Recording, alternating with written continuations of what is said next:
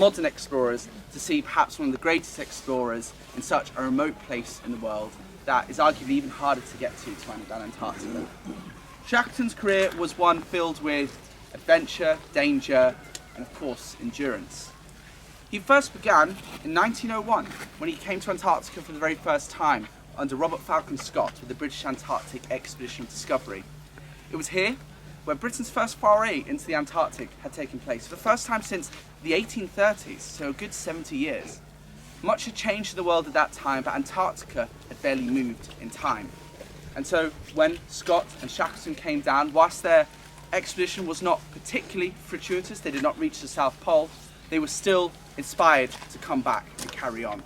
And so in 1907, that's exactly what Shackleton did, except this time under his own command, with the Nimrod expedition. It was on the Nimrod that Shackleton set a new record for the farthest south. He had come so close to the South Pole, only a mere 90 miles from it, when bad weather and worsening conditions on the horizon forced him to turn back, as he wished to save his men instead of accomplishing his goal and dying in defeat, something that his former boss, Scott, would do only a few years later. And then most famously, he came down in 1914 under the British Antarctic Expedition, or the British Imperial Transantarctic Expedition. And it was here, aboard the Endurance, that he actually stopped in Grytviken before heading south, understanding what the whalers were saying about the ice conditions in Antarctica. He decided to press on, and whilst the expedition failed to even reach the shores of Antarctica, it became one of the best known stories of survival to the modern day. They eventually made their way back over hills just like these to Stromness after a long time of drifting through the ice and living on Elephant Island. Finally, when all his men were rescued, Shackleton knew he had to come back one more time, and that's what he did in 1922. It was aboard the Quest, the little known Quest expedition, that just almost where Ultramarine is now, that the Quest was anchored, and it was on the night of the 5th of January 1922 that Ernest Shackleton suffered a major heart attack and passed away. His body was taken to the church in Grytviken and laid there.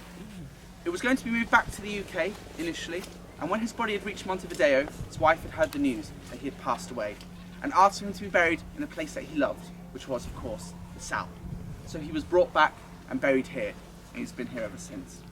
Frank Wild would take command of this expedition and continue onwards to Antarctica, but losing the boss, their captain, the expedition did not have the same spirit anymore, and so, after a short while, they returned home. Frank Wild, being a veteran of the polar regions in every sense of the word, would die in relative obscurity.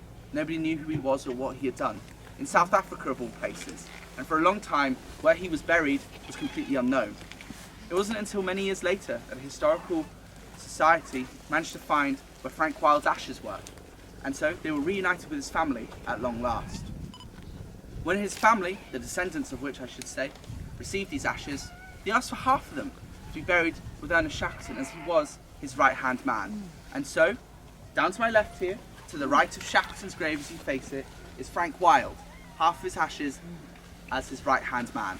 So, for all of us being here, into the adventure ahead, I want us to raise a cup to Sir Ernest Shackleton and Frank Wild. To the boss! To the boss. Thank you so much for coming, everyone. Thank you for listening to me.